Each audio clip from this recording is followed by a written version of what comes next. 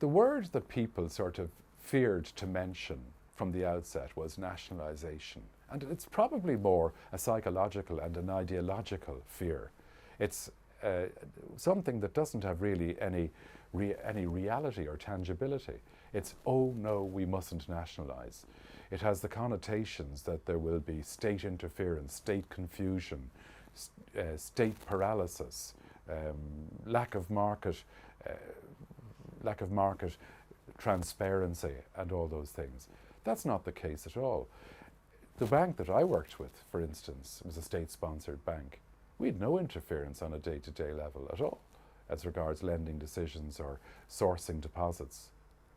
It was an investment, an arm's-length investment by the state. And so long as we reported within the terms of reference of best banking practice, the state was quite happy to get a dividend and to have been the sponsor of such a bank, which turned out to be a hugely supportive bank of SMEs, small and medium-sized enterprises, an engine and an agency for European Investment Bank funds. They were channeled through our bank to businesses. But there was always the market test appraisal for every application that came in from every business. That did it stand up to rigorous testing? Was it fit enough to go to play the match, the company? There's no point in just handing easy money or vouchers out to people who, A, haven't got the energy, the capability, the resources, the markets, the technical know-how to make their businesses a success. It's only sort of then creating what is an accident bound to happen. And there's no point in doing that. So there was always the test of realistic, robust testing. And once people could show that they had the ability to play at that match level in business, the funds were approved. And we kept close to the clients by looking at their accounts, the reports, visiting them and visiting their markets.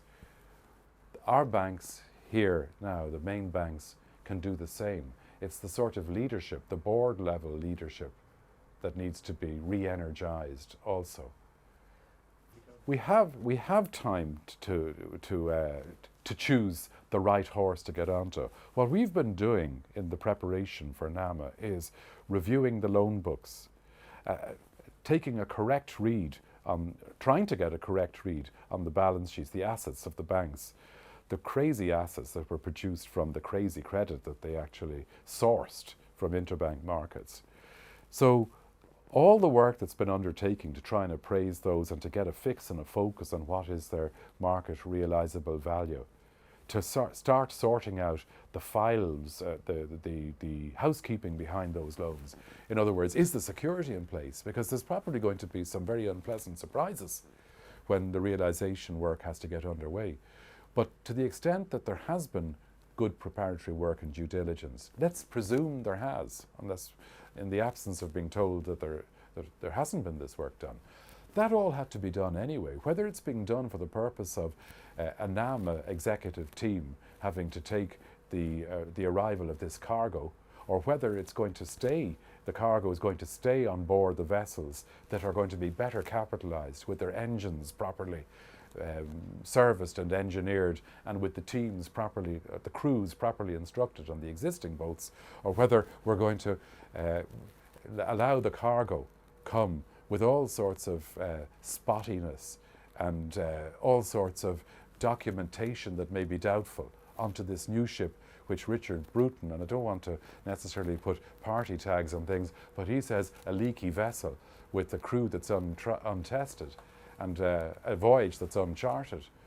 I mean, that about sums it up.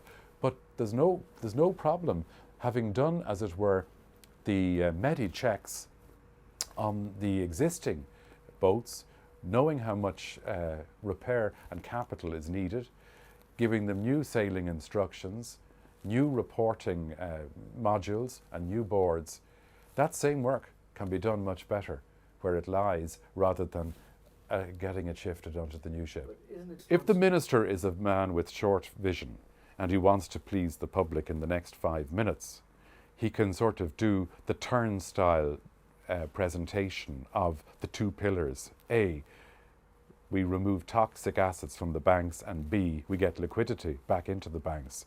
I've explained how the liquidity back into the banks is totally illusory. It's turnstile. Money, 50 million in to replace 50 million out, or 50 billion out. And as regards the toxic assets, shifting toxic assets that haven't been fully admitted as to their true toxicity, because by saying that they're going to be moved at 54 billion instead of 46 billion, which would represent the 31 billion write-down, is fooling oneself again. It's going to create banks that will remain zombie banks. If outsiders like JP Morgan only yesterday come out with this, an analysis result or a review result that says $17 billion is needed in capital immediately in AIB and Bank of Ireland, and that's only at a 30% write-down level. Well then, you know, we're not facing the problem. We're fooling ourselves.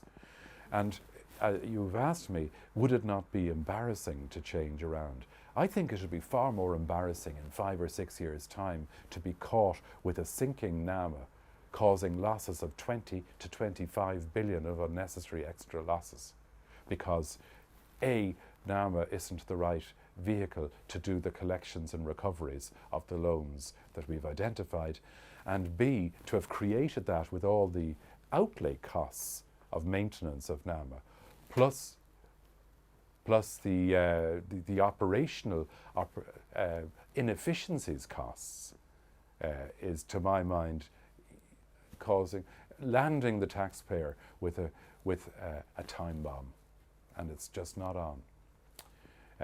The other way is clearer, it's honest, it addresses the situation, it puts structure on it, it puts measurement on it, and it allows the work to start in earnest with achievable targets far closer in sight.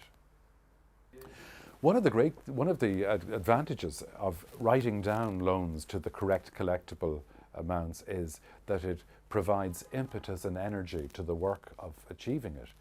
And also there's a morale, it underpins and encourages morale for those involved to be aiming at realistically achievable targets.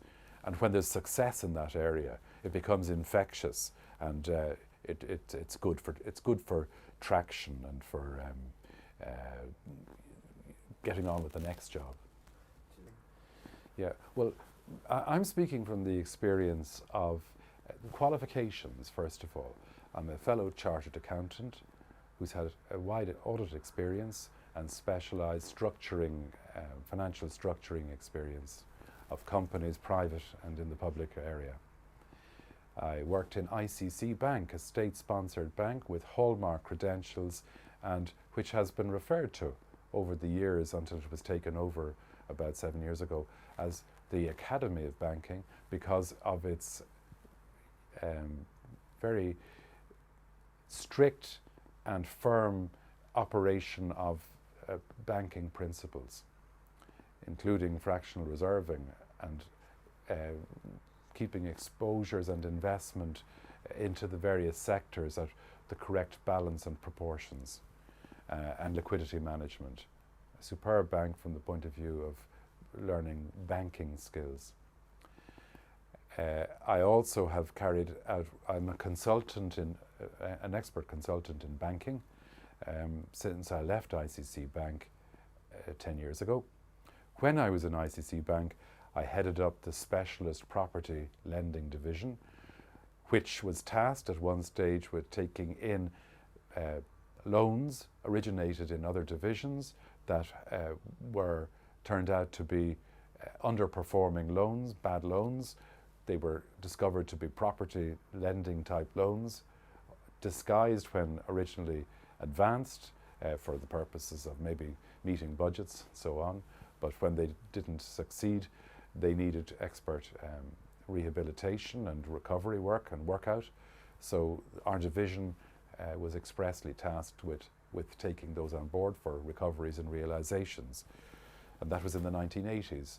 So as regards first-hand exposure or experience in the area of loans workouts and recoveries and what's involved, the difficulties and challenges in that, realisation of security, perfecting security, and just getting market exposure and realising the underlying securities. At a microcosmic level, but it's the same principles apply, the same difficulties. They're just magnified when you're into larger amounts of money. But the complexities and the difficulties of ironing out the problems are the same.